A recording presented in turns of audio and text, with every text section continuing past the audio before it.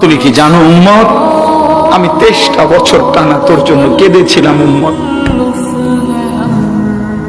আমি এমন কাঁদা কাঁদছি রে উম্মত তোদের জন্য।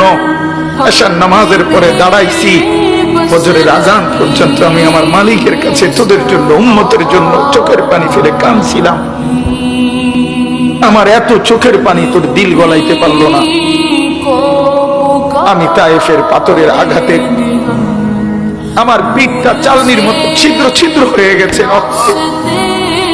আমি বুকে পেটে 2টা পাথর বাঁধছি ক্ষুধার কষ্টে। আমি উহুদের দান্দান শহীদ করা রক্তে উহুদের ময়দানে পড়েছিলাম বেহুশ হয়ে। আমার ঘরের চুলায় 3 মাস রান্নার জন্য কোনোদিন চুলায় আগুন জ্বলে নাই। আমার এত চোখের পানি, এত রক্ত, এত ক্ষুধার কষ্ট কিছুই তোর মন গলাইতে পারলো না।